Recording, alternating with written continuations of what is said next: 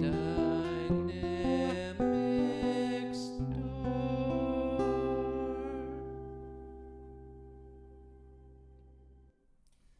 Thanks for opening the Dynamic Store. I'm Eric Laguerre, your host for Dynamic Store TV, also CEO and founder of Dynamic Store Recruitment, opening doors for Microsoft Dynamics professionals since 2019.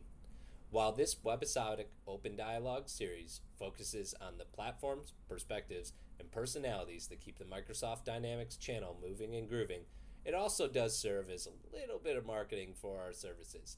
So if you're looking to hire a Microsoft Dynamics professional, either full-time or for project-based work, we have plenty of folks on speed dial with long-lasting relationships to be able to add value to your organization or project immediately. If you'd like to get in contact with us about our services, visit www.dynamicstore.com, go to contact, and drop us a note. Without further ado, it's time for more platforms, perspectives, personality. Howdy, folks. Welcome back to the Dynamic Store. I'm Eric Laguerre, your host for Dynamic Store TV, also founder and CEO of Dynamic Store, a Laguerre recruitment company. Today, I am here with Dan Cefaratti. Dan is the North American Customer Engagement Lead at Sonata Software, has over 20 years of experience in CRM, ERP, most notably field service workloads, leveraging his experience to help customers succeed in deploying field service solutions by driving best practices and business strategy. Also, his major aim is helping customers transform their business from being perceived as a cost center to more of a profit center by creating proactive and predictable processes that streamline field service digital thread. His passion for field service has helped this space innovate with mobility, predictive analytics, mixed reality, and all related impacts to an asset or piece of equipment, which we will focus on heavily in this conversation.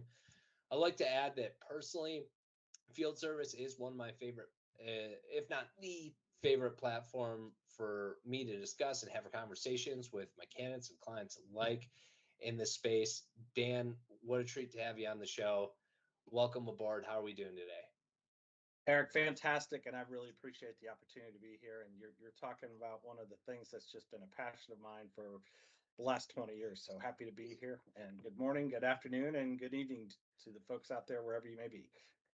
Yeah, and hopefully we'll be streaming worldwide. So they're trading in Tokyo, as we used to say in my office. But anyhow, we like to start the show off with an origin story for folks that might be especially considering a career in the dynamic space, to get an idea of the different ways in which folks' careers launch in this space, either by accident or on purpose. So, Dan, when did the Dynamic Store open for you? The Dynamic Store started in around 2001, and I like to say I'm a recovering accountant. So I started out as a cost accountant in a bank. Said really this isn't for me, and I went into implementing treasury workstations. From there, I got into implementing ERP systems, and eventually came across some friends that were at a small non-Dynamics partner yet, or they're a Microsoft partner, but they're a Great Plains partner. So I came aboard as pre-sales. So Great Plains at the time, even before Microsoft bought them. So I kind of grew up with Great Plains and started learning some CRM with for those of you go way back when, to the GPSFO was the Great Plains Siebel front end. And so, integrating the two. And then from there, Dynamic CRM was born, or I should say Microsoft CRM was born, where I was an alpha tester, beta tester, and got heavy into CRM. But it's also at, my first career in the Microsoft world at IBIS, where they wrote the field service modules, and I was working hand in hand with a lot of the original developers, and that's where I picked up my field service passion. Interesting. So I was actually unaware to the origins of field service, at least the modules for it being developed by IBIS. Can you walk me through the genesis of that and how it all started? Yeah, so IBIS wrote the Great Plains modules for field service. They actually competed with another partner to sell them to Microsoft after, or to sell them to Great Plains. And then, of course, once Microsoft acquired Great Plains, those developers also went and became part of Microsoft. So we actually had a small little Microsoft office in my office in Norcross, Georgia. And so that's kind of where things expanded from there. And then you know, that's also when CE was born or CRM was born and started learning things there. So it was pretty Okay. cool. Now, the CE side of the house came later on. Where I added those modules from a company called Field One, which Microsoft Right. acquired. I don't know, roughly 10 years ago. 2018. It's been a while, yeah, or maybe Yeah. yeah, not quite as long. So. So I had no idea that there was a bit of work being done before Field One entered the picture. I feel like I think it was like 2015 or six. Yeah, I think it would have been 2016. Dynamics 365 field service was pretty new, and most of the candidates, specifically contractors that I spoke with, I was like, I'd be like, hey, this client wants to implement field service. Have you worked with it? Oh yeah, Field One, I know it. Yeah, I can do it. Put me on it. So that was my education and into the beginning of it. So I just learned something new today. So thank you. It's a great story of how Field One. I'm still friends with a bunch of the guys that were part of that original team, and it really has been a great story, for Microsoft on how they've taken it and really, grew the application to today, where now we're dealing with IoT and Copilot and augmented and mixed reality, all now tied to that platform. So it's real exciting. Yeah, and we'll definitely get to some of the finer, more advanced elements of it. But for now, for some folks who might not be in the know, what's sort of the tweetable description of field service as a platform and the problems that it solves? Wow, the tweetable version. So that's a great term for it. Let's keep it simple. I think ultimately, um, if you're dealing with an asset uh, that needs to be fixed, so I guess the tweetable is make it, sell it, break it, fix it, right? So that so you got a manufacturer who makes it, you got folks that sell it, and then there's people out there who utilize it. It breaks, or you got plant maintenance associated with it, and then you send a technician to go out there and perform some work on it. Fantastic.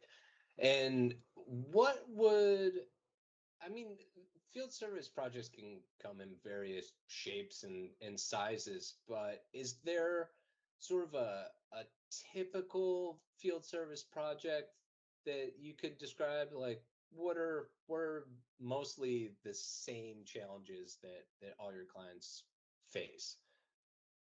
I think the biggest thing is, even though field service itself has been around, you know, and it's really taken off since the invention of the smartphone, but there's a lot of people out there that are still doing things manually.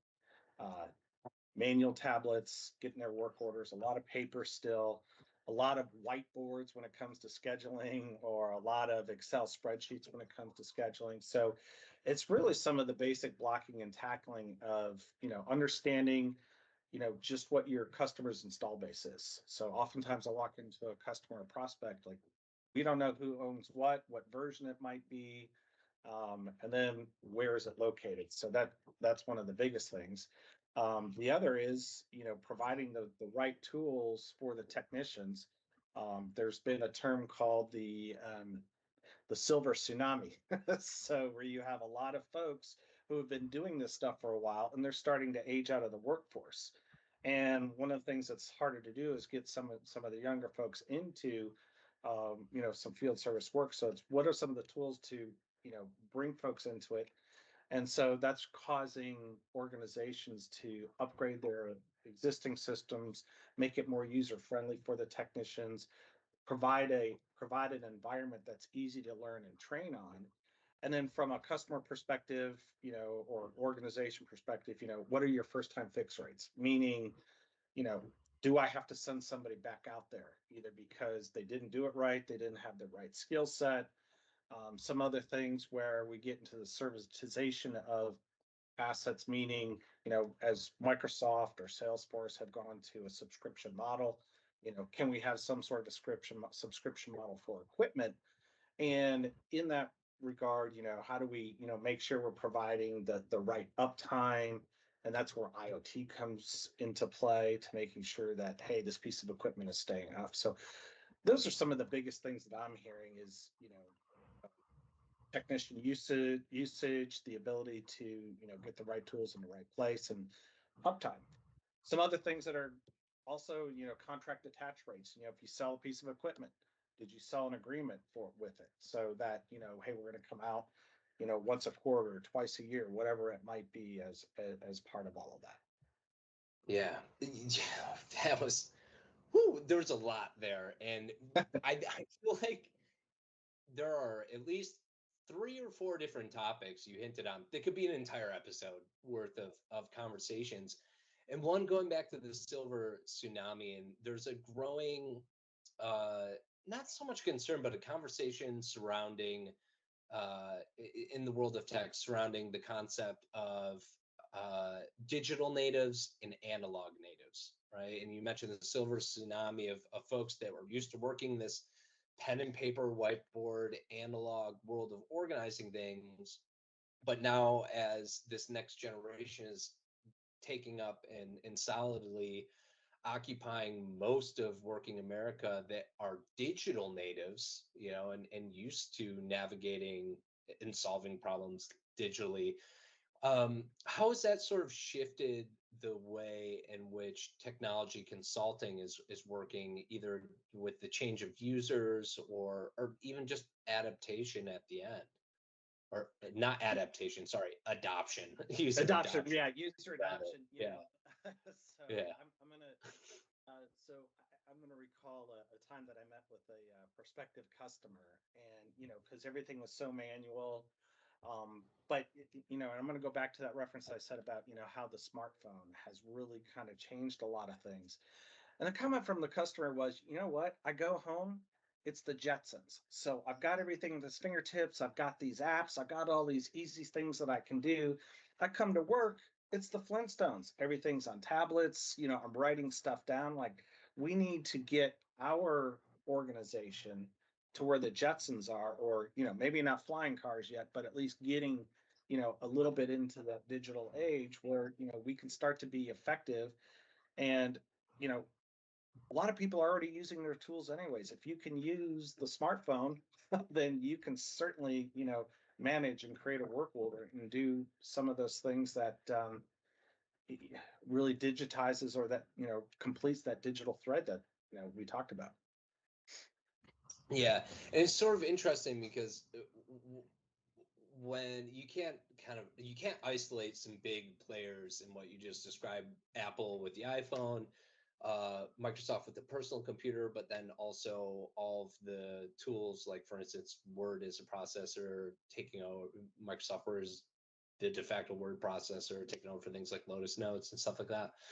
Um, it's interesting that sometimes what needs to get adopted in the world of business was really led on the charge at the consumer level, like Microsoft Windows and the idea of a PC, and that everybody will have one in their homes. But then it's like, wait a minute, now it's the PC of home became the PC of work, and there's always this intermingling interplay of one feeding off the other. It seems like, um, if you really want to boil it down to just like field service, is there any sort of example where, for instance, like maybe how Uber works compared to how field service sort of works in the business world, between somebody using Uber on their phone at the consumer level? Well, it's so we will oftentimes talk about, wondering where's my tech. So sometimes folks will refer to it as the last mile.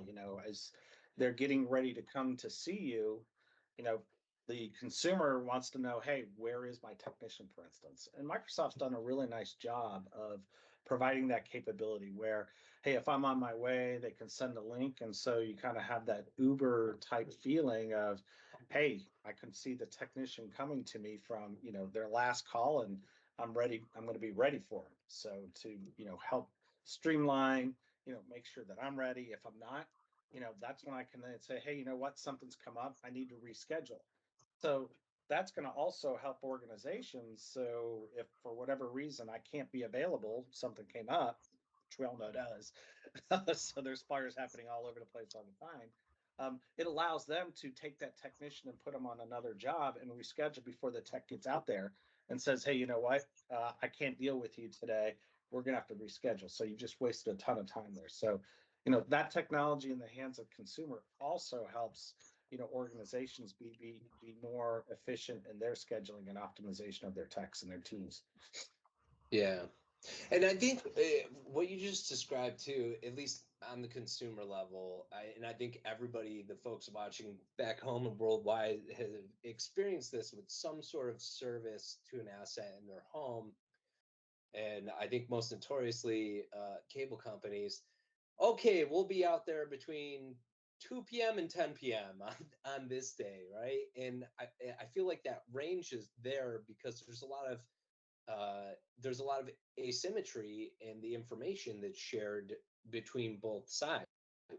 So you feel like with solutions like field service creating a more perfect sharing and balancing out information on both sides, perhaps one of the more frustrating parts of receiving a service at the home or even work too, of that big range of we'll be here between 2 and 10. Right. Do you think we can start seeing those range of times shorten and become a little bit more exact?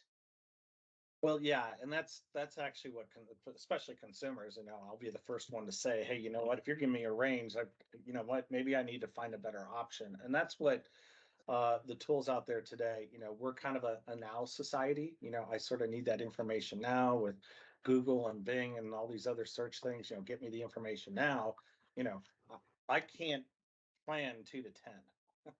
I just can't sit around here waiting for the tech to come up. And so, by being more proactive, understanding what a typical install or repair might take for the type of job, we're able to shrink that window down to, maybe an hour to 2 hours, so that, can give you more comfort as to, like, here's when the technician, and if you're running late, at least let the client know ahead of time, like, hey, we're going to be late, should I reschedule, or do you have another hour to wait around, Yeah, that sort of thing.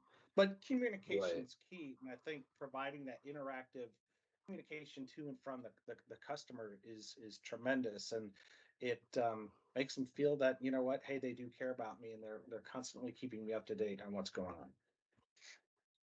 Yeah. And just, being that you could build more efficiency into human capital on both ends, right? Not just for the technician coming to service, but also the folks that are waiting. And that's whether it's for a firm or a household. Um, it's very interesting. And, we had spoken before and you'd mentioned that sort of the unique perspective that you bring to field service and helping clients to understand the solution to its fullest capabilities is that your philosophy of field service is centered around the asset, the physical asset that needs to be serviced rather than just the work order. Can you elaborate a little bit on that philosophy and the differences in between the two points of view? Yeah, to me, it's that asset or that thing, that service you're providing.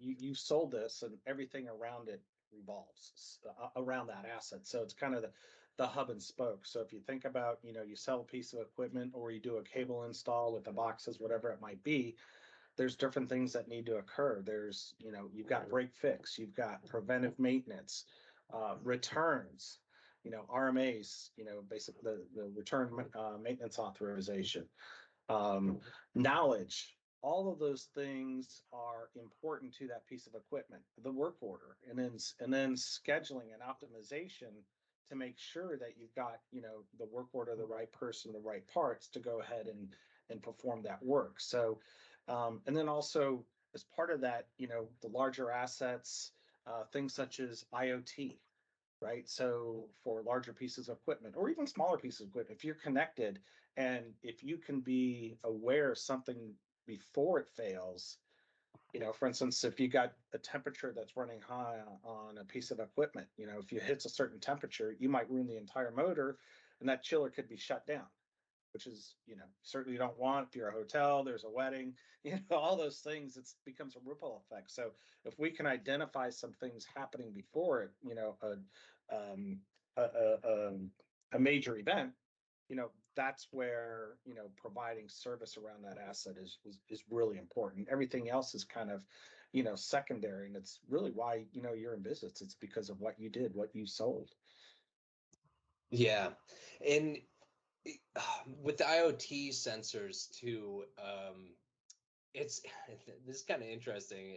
And I was just thinking about this recently. I watched a movie on Hulu called Flaming Hot, and it was about whether it's true to form or not. There's a little bit of debate of how the Flaming Hot Cheeto was invented, but that's neither here nor there.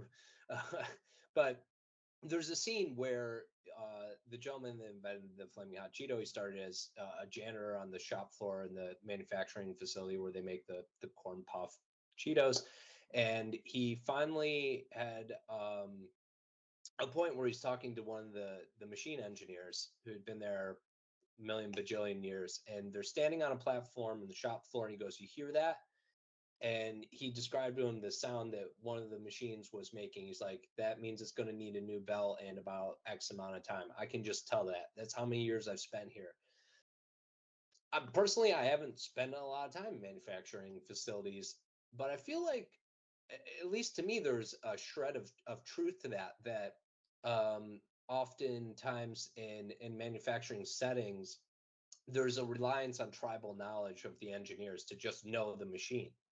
But then again, it's what happens when they age out, when they leave. And, there's kind of this over reliance of humans to know about these machines, whereas we could train other machines, aka IoT sensors, to know these things even better.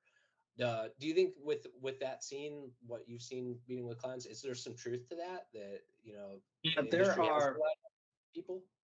there are so many things that that is important around that, that can go into a variety of ways. So one is knowledge. How do you get that information out of that senior technician's head and into the younger folks? So let's capture that into some sort of a knowledge base. And a branch off of that is using tools such as like remote assistance. Maybe you've got, instead of sending that senior technician all over the globe, you put somebody out, a more junior technician out there, and the senior technician can walk them through visually augmented reality and walk them through remote capabilities to go ahead and fix that item. But capturing that information, that knowledge, so that it's out there, it's in the system. Technicians can leverage things such as Copilot, Chat GPT, to maybe speak into their mobile device to say, hey, temperature's rising on this piece of equipment. What does that mean? And then it can, return a whole set of information, back to you as far as, the potential solutions associated with it. So Yeah. that's one thing from a knowledge standpoint. So the other is machine learning. So if you've got sensors and you're capturing all this information, and you then start to learn, over time, here's what's occurred. And that's where you start to build some of those algorithms with IoT machine learning that helps head off some of these potential issues. Like I mentioned earlier, in a chiller, this thing is about to fail. Yeah, and you hit on something. I think someone had mentioned as a joke to me once. They're like, this would have been a few years. They said the year. I think this a couple of years ago. They're like, "Welcome to 2021, where everything's a service or a subscription." And with the machine learning too, and as we have more perfect information of what breaks and when, I mean, it does make the argument that a subscription-based service for scheduled maintenance makes more sense, and we can more efficiently schedule the maintenance. Have you seen that sort of grow with a client of yours personally, where they've been able to capture more data and information? They're like, hey, by the way, we're from an efficiency and profit standpoint of servicing things, this is way better, and we have more of our clients on a subscription plan. Is that happening already? It is, and in some cases it's not. In other cases, organizations, you can only grow so much on a yearly basis from increasing your service capabilities. So it's, how do you define and build new revenue streams? And so by offering these service contracts, it gives you additional revenue stream, and you can even have your platinum, gold, silver, bronze type packages that you would offer to a customer as far as what they can handle from a budget wise. But it provides protection for the customer and an additional revenue stream for the organization that's providing that service.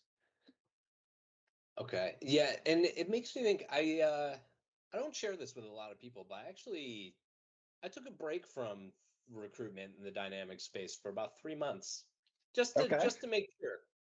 I got myself up to a senior spot, and I was like, let's see what else I can do. And I worked for a company called Dental High Tech, and my main focus was selling hardware installs and upgrades to dental offices, servers, workstations, etc. But another segment of the business was that we had a team of technicians that are certified to service Carestream panoramic X-ray machines, and I always think about field service in that case. And so Carestream had a partner channel, just like Microsoft would with their value-added resellers of Right. Dynamics, but for the technicians to service them. It was a very crude way that they dispatched it. Probably could benefit from a field service solution. This was I'm back in sure they could have. 2017 or 18. But do you find that most of, you mentioned the clientele that you work with, they want to add this revenue stream, but how many would you say have like a partner channel for technicians where they outsource it, versus how many will actually build an in-house team of technicians? That's a great question, because subcontractors are very integral to a lot of organizations, aftermarket services. So, ultimately becomes of, access, regions, skill sets. I've seen a lot of this in the facilities maintenance area, where they may have their own internal techs, but then they'll rely on others and maybe some remote areas, or maybe a specific trade that they're dealing with.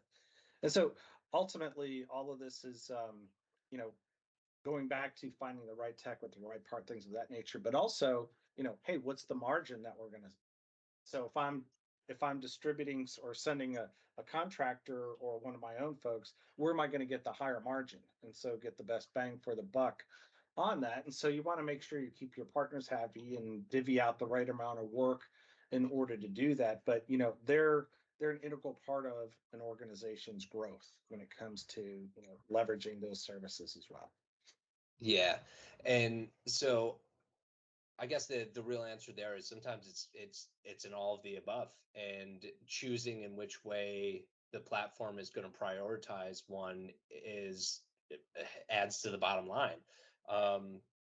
Do you have any examples, and you don't have to name the client name, where that's come up before, and what the scenario was, and how you had to come up with a solution to be able to choose the most efficient route? Sure, I've worked with a couple of large retailers, and it was some of those examples that I brought up.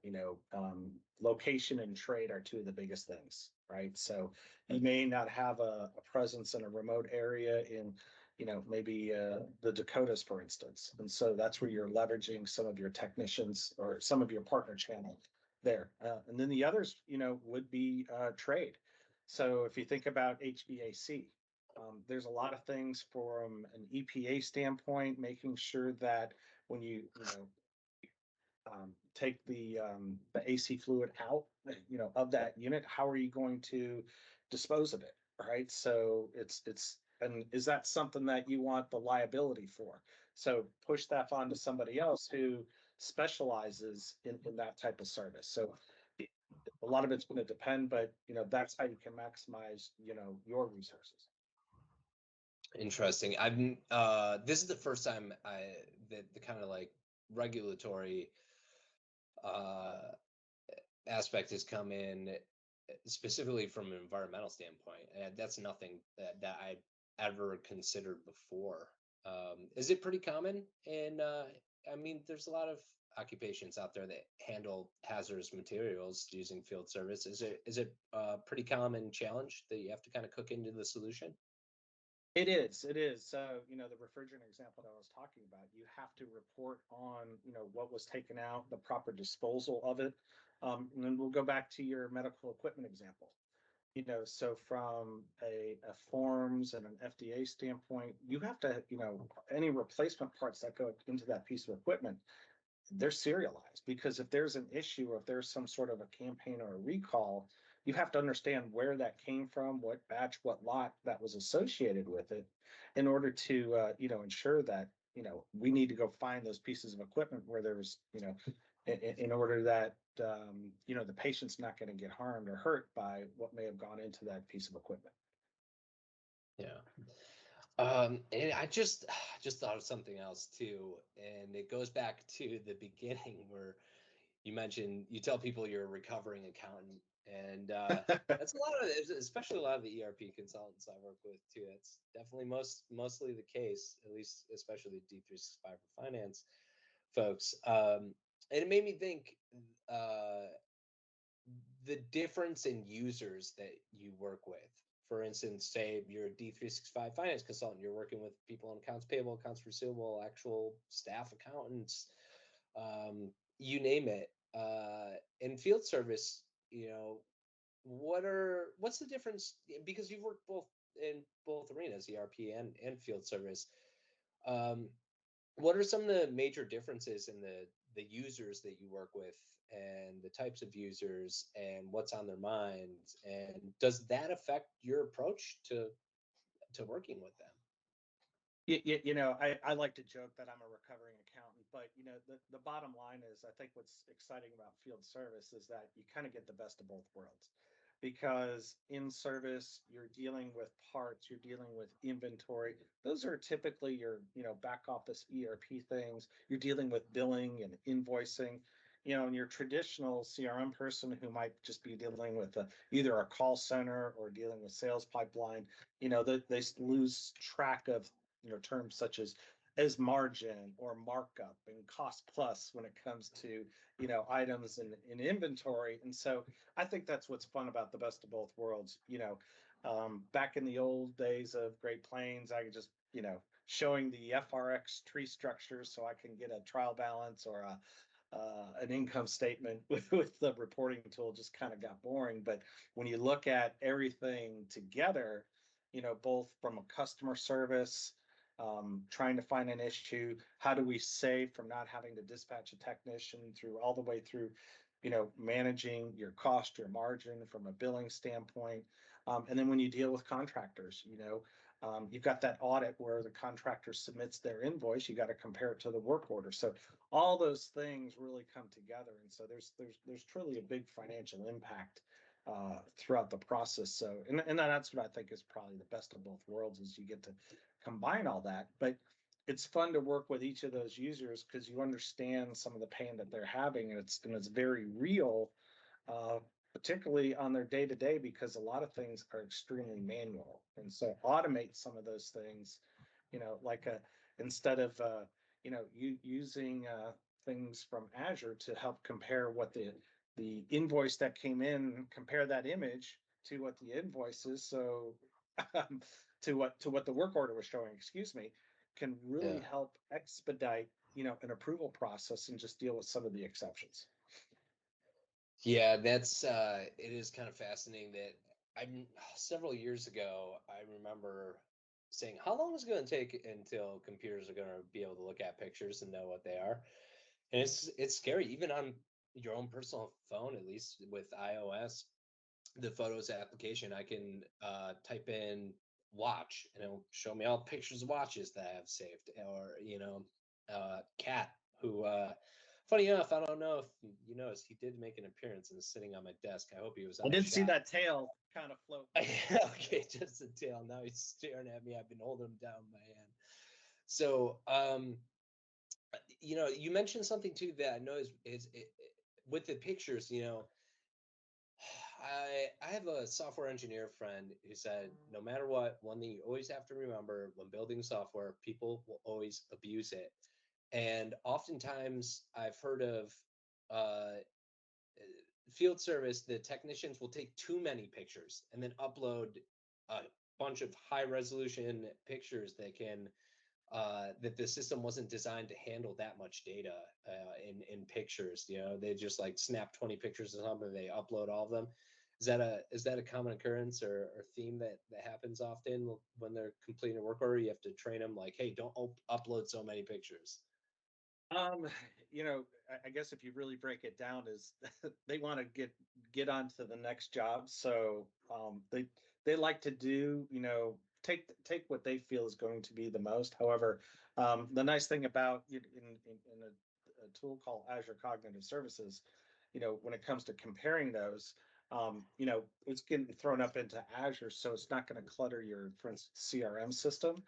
But the beauty of loading it up into there is now you've got a system. So for instance, vegetation management out west, you could have, some of your technicians, not non-technicians, just, the people in the white trucks driving around and trying to figure out, just doing some simple things around. They can jump out of their truck, take a couple of shots of maybe vegetation that's grown on a pole, feed it into the system, and it can make a determination: is this a red, yellow, or green type of a situation that we need to attack? So leveraging those tools can, help stop issues before they even occur. So, when you mentioned the whole picture thing and comparing it, I mean, that's another great example of leveraging the technology to prevent maybe a fire.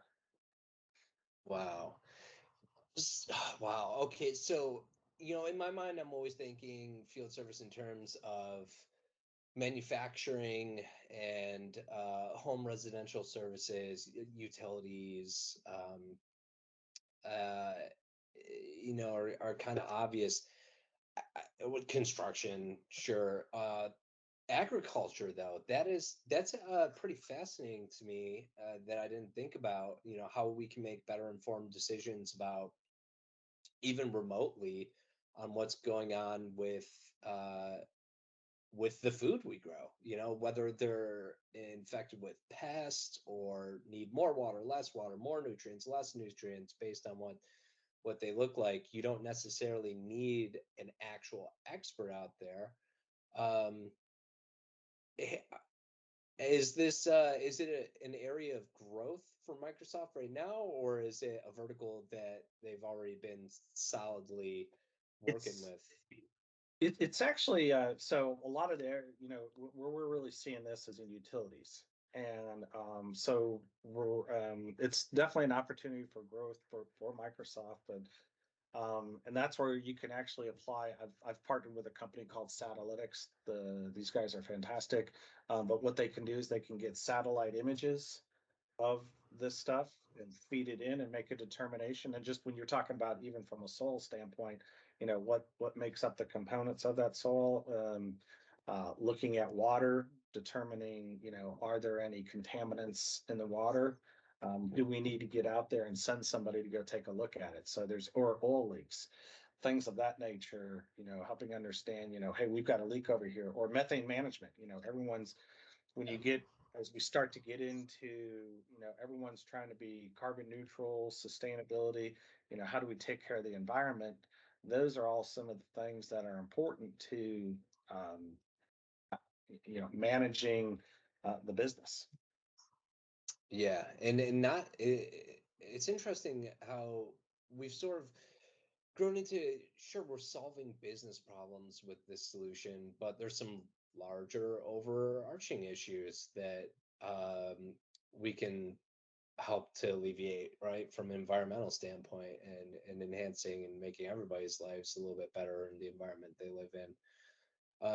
What do you think is, you know, you mentioned agriculture and that got me thinking that way. What do you think is the next frontier for field service, as far as different verticals or industries that it could aid in delivering solutions for? There's,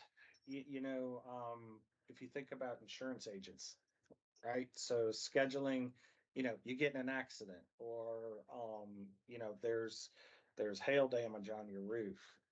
So scheduling the agent to come out and take a look at it to provide a quote or an estimate, so that's certainly one area. I mentioned facilities maintenance. Um, that's kind of been around for a while, but it's becoming a greater topic to, manage your facilities to make sure that your clients are happy. And then, making sure the AC's on before they walk into the big blue box store and do their shopping. So things like that. So the possibilities are really kind of endless. Where I see a lot of things taking place is just from a capability standpoint, leveraging AI and some of that technology to be more proactive.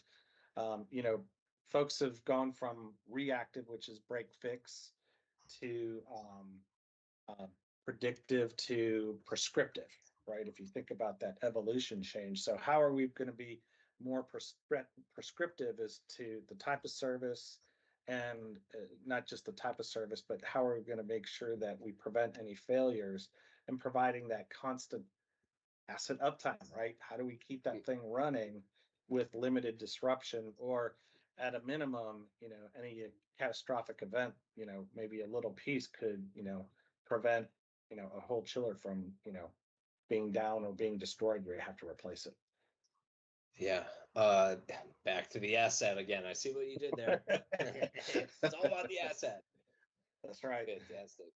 Um, so it seemed like, at least the seat that I sit in and occupy, interacting with the dynamics market every day in, day out, for better, for worse, hope it's for the best.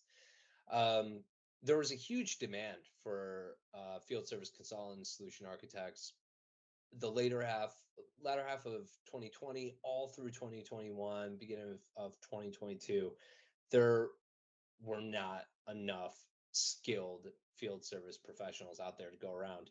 And I reckon there probably still aren't. But oftentimes, at least for me, because people were getting certified in it, but not necessarily working with it. So I still have to take the risk of, it's because people were working projects, not necessarily putting it on the resumes or LinkedIn, but they would have the certification. So I'd have to take the risk. I'd be like, well, I'm going to talk to them anyway. Let's figure out how much field service they know. And oftentimes I'd run into, CE consultants that were certified in it, maybe had a little bit of experience, and we'd discuss, and they'd be like, I've done some of it, not something I want to do full time. There was a little apprehension to go full on into field service. And based on the conversation we just had, it seems like the use cases are limitless. The product has growing demand. The really unique challenges that customers are facing. If you had to, I guess the question I'm asking is, if you're looking to sway someone over to becoming full-time field service consultant from being, deeply rooted in customer engagement, or say just sales, service, maybe even marketing, how would you make that appeal and convince them to give a crack at fully focusing on field service? Yeah, I, well, obviously, I think it's the most exciting component because it combines so many different things. Both from a technology standpoint, I love the mobile tools. If you've ever played with a HoloLens, it's really cool. Where, the capability to use augmented reality, mixed reality, understanding things from a machine learning, and we get into predictive analytics. That's super exciting. So, one is the technology is it's really fun, from that, and utilizing some of those tools. The other is it's really learning the industry. So, having gone through and get certified is great. But, what I'd also encourage is, folks who've kind of been in the business, you know, don't look at this as a technical role, because the tool set that there's a person I worked with, understood the business, didn't know dynamics. But, Mhm. I spent, a few months with them, and, it's quick to get up to speed on the application. So understanding the business to me is big. The software, whether it's Dynamics or Salesforce or IFS, most of these tools can do it, right? It's understanding what's going to be the best practice and how to do that. So Yeah. those are some of the things that I see are opportunities for individuals to maybe because you've kind of been on the business side, don't let that distract you from being quote unquote technical. Absolutely, and I've That seen it happen. There was this. This would have been at least 2 years ago. Spoke to a candidate, and they were. I mean, it was over a decade. They worked for a company that serviced elevators and repaired commercial elevators, and they were dispatching technicians. Very low tech, but it was at least pen and paper. But everything that went into making sure the crews had, again, the materials they need and were able to service the asset, like they were just all knowing. And they ended up working at a partner, and they were just about a like year in. I remember I spoke to them. I was like, "Yeah, we'll talk to them." I had a solution architect role. It wasn't enough, overall consulting experience, but I just thought it was a great conversation, regardless of how they made the complete transition. And a small partner took the chance on them. They're like, "You know what? You know how this works. We can teach you the solution." And that's right. and that's how the career started Yeah, in and field service. that's what folks typically lack is someone who understands the industry, the business, and how do you take what we don't want to do lift and shifts. It's how do you take what the outcome needs to be and map the software to fulfill that. Because with the Power Platform, for just being in the Microsoft world, and then with the Power Platform, how flexible and easy it is, you can really with the application do anything. It's understanding what needs to occur and what the business outcomes are is really what's most important. And how do Yeah. you get there? What's that path to get there? And in addition to that, the roadmap, right? So don't want to eat a Big Mac in one bite. So you just kind of chunk it up a little bit and build a roadmap out, because that's going to be good both for the end user community where they don't need to swallow all this at one time, and then slowly, provide some releases along the way. Yeah, and you touched on like Chat GPT, Copilot, which when announced, I thought was one of the more thrilling aspects. There's another leader who I've had on the show, Benjamin Breeden. We had a conversation about Copilot, and there's so many clients with Microsoft Dynamics footprint right now. They're still oftentimes in multi-year projects where it's just like, oh God, like we just need to get our ERP implemented first, please, before we start thinking about Copilot and making Power Apps from basically just telling the machine how to make them. Uh, have you started seeing uh, companies, large or small, start utilizing Copilot already, or are we still a little bit off from seeing it widely adopted? I think I think where folks are excited is that, hey, look, Microsoft is continuing to invest in the platform, and they see a long-term roadmap. You still gotta, when you build a house, you're not going to put in great Wi-Fi receptors before you get a good foundation. So let's get that good foundation set up. Get the understanding of the business and to where you want to go, and then as part of that, um, where are some areas that you can leverage some of those things such as a co-pilot, and how you may want to eventually incorporate them into the roadmap. Fantastic. Whew, Dan, I gotta say, I got I could spend like another hour easily talking about this stuff. And I hate to cut it short, but that was an absolute pleasure. But I will leave you with with this question that to end on a positive note, if there's anything that you'd like to add for anybody, again, considering a career in field service, what do you think, skills, technical skills aside, what do you think is the greatest asset, character trait wise, that can make someone an excellent field service consultant? Passion. It's just one of those things that if you're excited about, how things work and how to keep them up and running, to me, it's that passion. And I think it's when you look at, I think I made a comment earlier, it's kind of the best of both worlds where but it's the best of multiple worlds, because you're not just talking ERP, you're just not talking customer engagement, you're talking leveraging all the tools at your fingertips with some of the newest and greatest technology between mixed reality, IoT. That's what makes this stuff fun, and Yeah. it's just something real exciting, and it's have that passion, I wanted to pick your brain too more about because I remember a couple years ago at Ignite, Microsoft introduced Mesh as a concept with augmented reality, even be able to pull out like three-dimensional parts through the HoloLens and just go, all right, no, this part, that part, yeah, and the implications on field service. And I think at one time we spoke and you mentioned you've worked with some clients that were actually like some of the first pilot clients for using Mesh in the HoloLens. Yeah, it's the HoloLens. It's going back to that silver tsunami thing. It's really great for things such as what they offer is called guides. So it's basically digitized step-by-step capability on how to either install, fix, repair, set something up. So if you're out in the field and you don't know how to do something, you can run a quick video with either the HoloLens, and they're actually moving it toward a mobile device as well. You typically want to use a HoloLens, from a hands-free standpoint, but if you can still utilize your hands, that's what you can use a mobile device. So it really helps from that training and getting folks on board and providing the solution for the client a lot quicker. Here's another question for you. Actually, okay, we're not going to stop. All right, bonus round.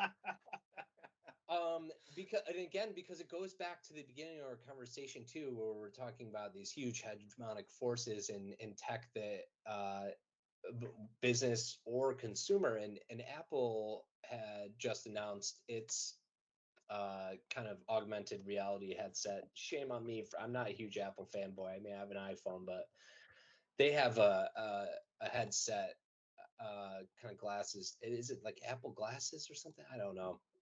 But I think the point is, yeah, I think with Apple making a product now that can display augmented reality that people are excited about, which means when Apple does things, generally the consumers respond, right? They're gonna buy it eventually. Like when the first iPhone came out, we were like, "There's an app for what? What does that even mean?" By Apple 3, 4, we're like, "Oh, okay, we got it. Yeah, everything's an app now." So with the advent of Apple's headset coming up and maybe more widespread adoption at the consumer level, do you think that will also bleed over into the business world for the HoloLens being used for field service scenarios? I do. The biggest thing, like a HoloLens, for instance, it's the barrier entry is the price. Everyone's got some sort of a smartphone today, and I think the evolution, like I mentioned earlier, I think the smartphone has really helped service get on the digital platform. But the more costs come down and the quicker an organization can see the ROI on what it provides from a training, customer satisfaction, I'm a believer that you'll see the adoption of that either down the road, and I'll even go back to the Jetsons Flintstones example, right? So we'll probably see more of them. I also took it upon myself to make sure I get this just right, just in case Apple would like to sponsor me for advertising, like your clients, I'm always open to, diversifying my revenue streams. There you go. How do you expand the revenue stream? Yeah, so it's the Vision Pro is the name. So for the folks listening that saw me stumble through that, as I said before, Dan, I could sit here and geek out on this stuff for longer and longer with you. And thanks for making yourself available and being a fantastic guest on this show. Again, for one of my favorite subject matters to discuss in the space, and obviously yours too. That was a great time. For any of the folks that are still watching and listening, you can feel free to get hold of myself or Dan out there on LinkedIn, and keep following Dynamic Store on LinkedIn and also Dynamic Store TV on YouTube for more exciting episodes coming up. Again, Dan, thank you. And we'll be seeing Eric. you. Appreciate it. It was fun. You're welcome. All right. Take care. Bye-bye.